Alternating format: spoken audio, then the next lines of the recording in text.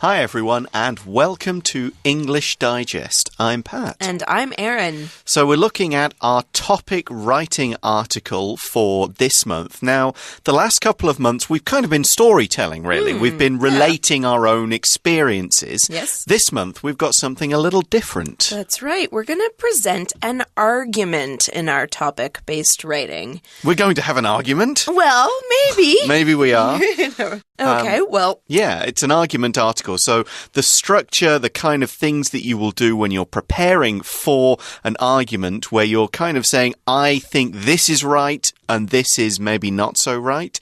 It's a different approach you have to take. So the issue is about keeping marine animals such as whales and dolphins in captivity. That's our main subject, what we're going to be writing about.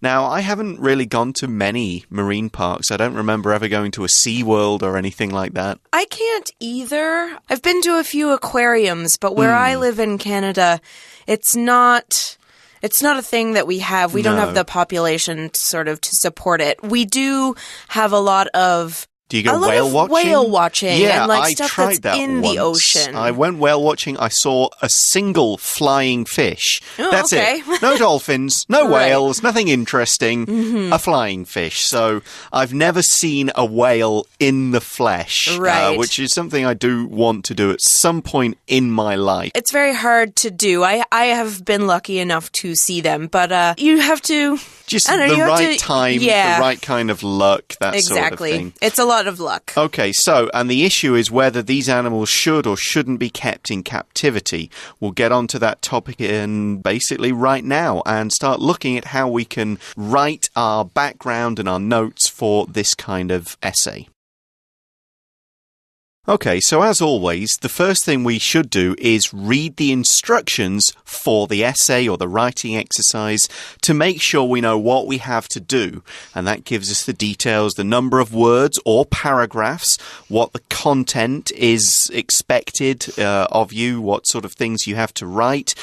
And this is important not just because if you mess it up, you'll get a bad grade anyway, but they should also give you some hints about how you can structure your articles overall. That's right. So you guys can see in your instructions there how you're going to separate your two paragraphs. So we need to be writing this essay into two paragraphs, and you can look at the instructions to see which goes in each. So in the first paragraph, you're going to kind of give the reason, according to your own observation, why more and more countries have proposed legislation or regulations to stop captivity of whales and dolphins in France. So yeah, this was the piece of news that kind of sparked the topic. Right. France has said, we're not going to keep any more whales or dolphins in captivity. We're not going to breed them and make them have babies. And basically, the only ones we're going to keep are the ones that have already lived like that for a while and probably couldn't be released again. Right. They probably wouldn't be able to survive, so they must stay in captivity. But there are now new regulations that change how they should be living. That's sort right. of thing. So this first paragraph, we're basically guessing. We have to use our imaginations or our logic to sort of figure out why is this ban here? What is the situation? What are the reasons for why France has banned this? So in the first paragraph, we're not making an argument to say whether we agree or not.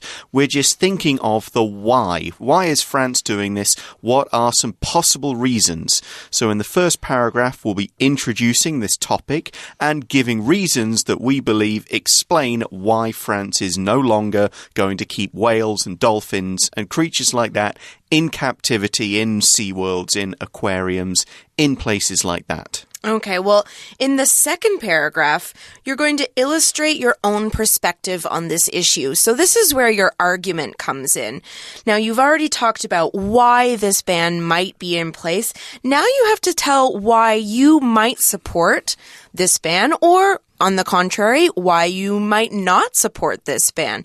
Now, both opinions are valid. You just have to explain yourself clearly and probably introduce why you feel this way. And introduce what the other side might be and explain that you understand where you're coming from on both perspectives. Yeah, that's important when you're doing any kind of argument essay. You have to realize that there is another point of view. You have to take into account that there is some details that could support the other point of view. Right. You don't have to give lots of detail about it. For example, if you're giving, say, two bits of supporting detail for your own point of view, you could only just do one for the opposite point of view. It could be a single sentence. It could be even just a single clause. Right. You know, a single fact that you put in to show, I am aware of the other point of view. And this shows the people who are marking your essay, you have a complete understanding or a more complete understanding of the whole issue. You're not just blindly following one side. Now, at the end of this second paragraph, of course, you need to write your concluding statement to sort of finish things off and, as we often do, kind of bring the whole subject back around to your starting point. That's right. Okay, so let's get into the first paragraph here. We're going to take some notes. Yes. Now, we already have our topic sentence. The reason why more and more countries have proposed banning captive breeding of dolphins and killer whales. Now, you won't want to write that exactly. You'll want to change it into your own, but that's what you're starting with. That's what you're going to work with. So now we need to come up with 2 or 3 supporting details to talk about this topic sentence. Now, you can start by brainstorming some ideas. All right, so what we can do, and you guys have probably done this before, is create a mind map or a brainstorm map. So what you do is you draw a circle, and in the middle of the circle, you write whales and dolphins in captivity.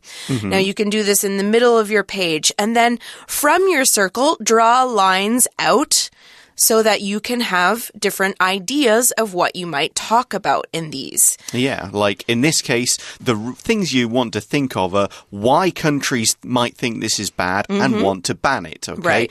Other kind of information, it could be useful but not really relevant to this particular topic. You know, we don't need to list all the different animals that are kept, for example. We just need to think why they might ban it. Now, when you're taking notes like this, you don't need to use full sentences or full ideas. You just need these vague ideas to kind of get you thinking. You can turn them into sentences and paragraphs a bit later. Okay, well, I think it might be fun to have a brainstorming session right now. Let's see how quick we can do it. So I have a couple of topics here. Right. And you will need to tell me why you should be this person or why you should do this thing. So my first topic for you is why you should be a vegetarian. Okay. Right. So I'm going to brainstorm different reasons why. Why it's cruel to animals to kind of raise them and kill them. It's bad for the environment because it uses up lots of living space and creates gas. Okay. My own reason, I don't like the taste of meat. Okay. That's a reason for it. It could be bad for your health if you eat too much red meat. I think you've... Four is 4 points. 4 is pretty good in like 30 seconds to start us off. That's really good. Okay, well... Okay, can you do a similar one? I can. I have another option here. Okay. Okay. Why students should wear school uniforms. Okay, go. They don't need to worry about what they wear in the morning. They can get ready faster. Good. They don't need to look different from other students, so no one gets made fun of for their fashion style. Very good. Okay. They have a sense of community because everyone is wearing the same thing and it brings them together. Yes. Okay. They look smart for the school. They do. Keep up school traditions. Right. Also, they look more professional. Yes. For visitors to the school. Yes. Okay. There we go. 4 or 5 reasons for that. So, our subject, of course, is keeping dolphins and whales in captivity and why people would want to ban this particular thing. Now, for our brainstorm, we can take the ideas that we see in the 2 writing samples from our article. In writing sample 1, we see one of the reasons is the pools are too small. And we can also extend from that animals can get hurt, they can't swim very far. Another idea from sample 1, the animals are drugged, so they don't kind of swim around too crazily. That's right. Now, there's some more ideas. Sample 2 mentions some more. The animals, when they're taken out of the ocean to go into the aquariums, they're separated from their families. And you can imagine how this works for humans. It's also very similar with animals. Now, the animals are kept in small spaces, which we also saw in sample 1. And because of these problems, animals in aquariums often die at younger ages. Okay. So there we've got kind of 4 or 5 ideas there. But remember, we have a word limit. We've got around 120, a bit more maybe. So the first paragraph will be 60 to 90 words. And we also have to explain the issue. So you can't have too many ideas. If you do all kind of 4 of these ideas, you'd actually run out of space. So we're going to pick 2 of the main ideas, maybe 3 you could pick. Small pools, that was both writing samples use that. So that's clearly a reason we're going to use, yes. And for sample 1, we've gone with the animals are sometimes drugged. Okay, we see the other ones in the other writing sample. But yes, they're all good ideas, but sometimes you have to go, well, let's stick with just a couple because I've got a word limit. If your article was longer, you'd use all four and you'd expand on them as much as you could. So that's your first paragraph. You've kind of got all the ideas. You've got 2 or 3 reasons. You're introducing the topic, and that gets you your first paragraph. What about number 2? Okay, so the second paragraph, remember, is your own opinions on this issue. So here's where you're building your argument. Now, you can use certain phrases, certain words to sort of get yourself into this. For example, you could say, I agree with the bans because, and then you give your opinion. Or if you disagree, you can say, I disagree with the bans because. Sometimes, however, it's possible to agree with some parts and disagree with other parts. And in that case, you could start with, I have a mixed opinion, or I agree with some parts but disagree with others, these kind of things. So in sample 1, we've chosen to say, agree with bans to a certain extent. Now, to a certain extent means agree with some of them, but not all of them. Now, the writer's opinion here is mixed, so they're going to look at both sides of the argument. Now, for that, we're going to need 1 or 2 points to support these points of view. Okay, so because you are supporting both points of view, you need to back that up with both arguments here. Yes. If our topic sentence is, I agree, you need to support it. I disagree, you need to support it. I have a mixed opinion, I need to support it. Whatever you're doing, you've got that topic sentence and you've got the supporting detail sentences. So to figure out this, you can go back and do another kind of mind map. And again, you're brainstorming why. That's your main question. Just like, why are they banning it? Now you're saying why you support it. Okay. If you've listened to other recordings we've made about writings, you've heard us brainstorming hows, whens, whats, whos. Here, we're only concentrating on why. That's right. So, sample 1 has said they have a mixed opinion. They're going to agree with parts of the ban, but not all of them. So we're going to look at supporting both sides. To support the bans, we're going to use the idea it's cruel. Okay, we know the cages or the pools are small. They need more space to swim and hunt. You know, these animals hunt their own food. And if they're just getting fish thrown at them, that's not quite the same. So that's the reason to support the ban, and it logically connects with something we've already seen in part 1, which is a good logical argument. Okay, well, we also need reasons to go against the ban. Now, this one's a little bit harder. You're going to have to think about this because it's easy to see why you don't want to be cruel to animals. Now, you're going to have to think about this for a little bit and understand why they have these places, why they have these centers or aquariums. Now, one reason that they might do that is that these centers help preserve rare animals.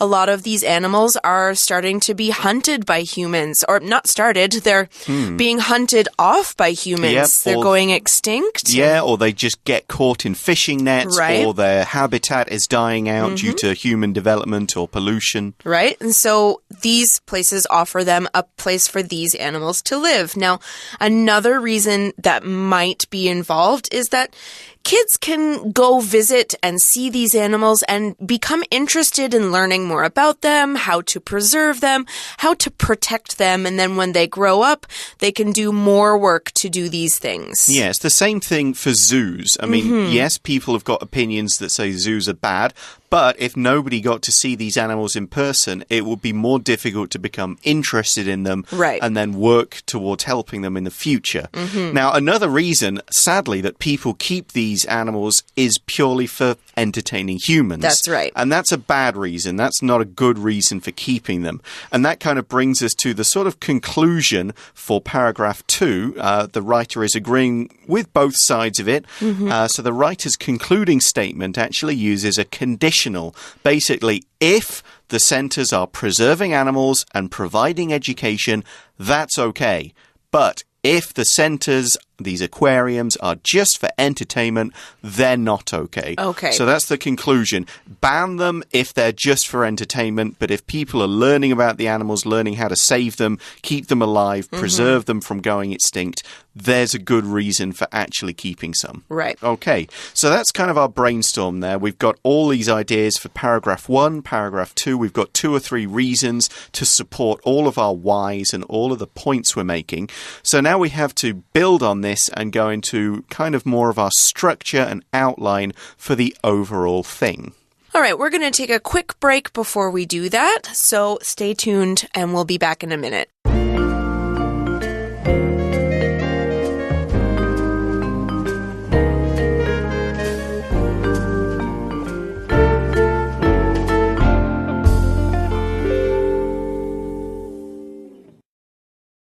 Okay, welcome back. So we've gone over all of our ideas, why we might feel this way about the ban, how we're going to write about it, what our supporting ideas are for these arguments. Now we're going to start putting it together.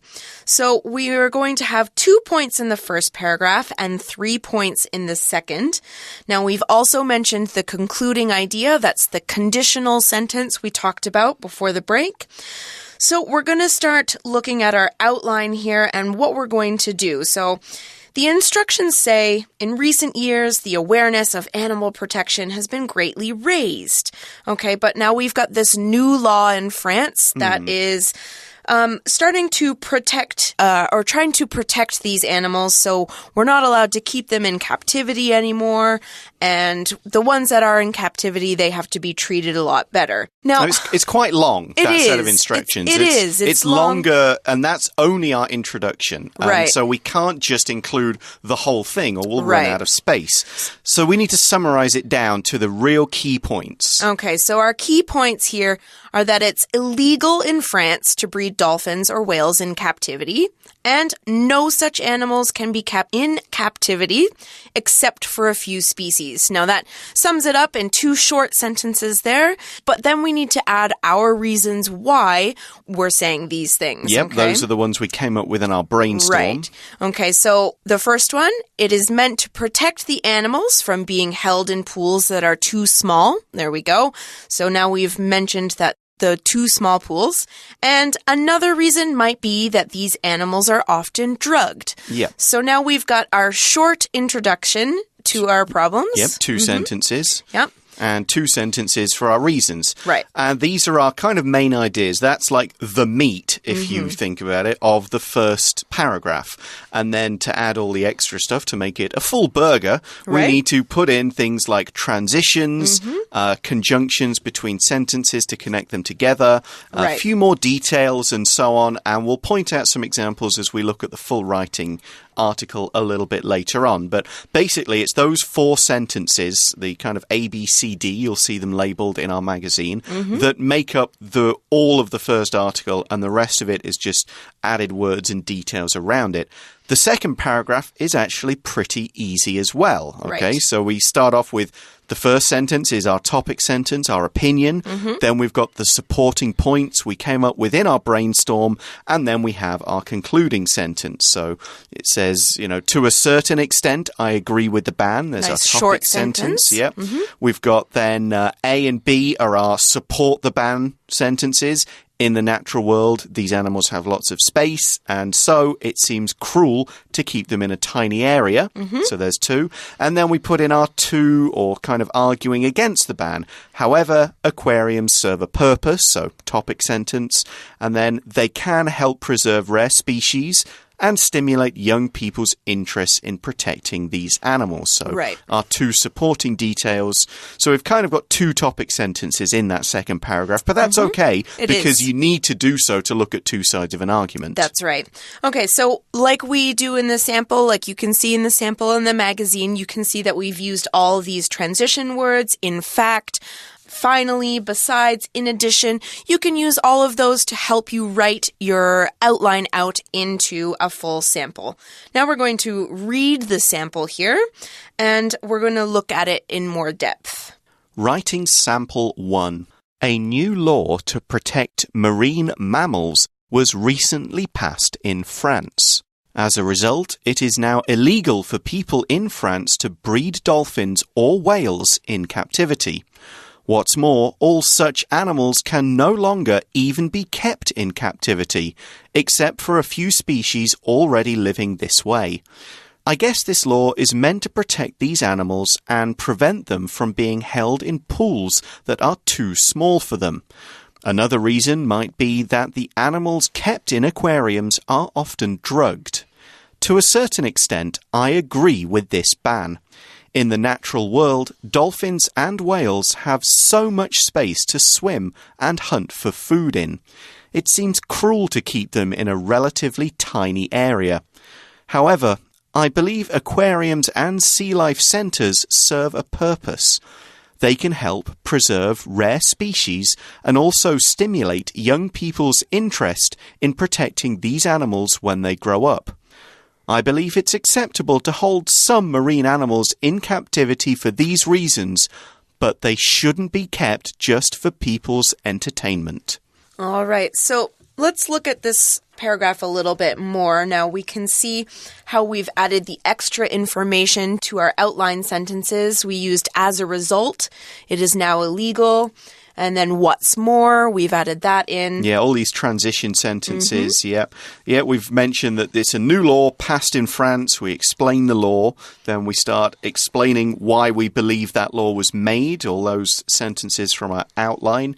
Second paragraph, basically we just follow that structure. Again, we've got a few more transitions. However, we've got also in the next sentence after that, and then we've got the but in the final concluding sentence, all of which are conjunctions and transitions to show contrast, to show adding more information. We've got except for highlighted on our first sample to show that only some species are used in that way. Right. But there are a few other words that are worth taking a look at in that first writing sample. That's right.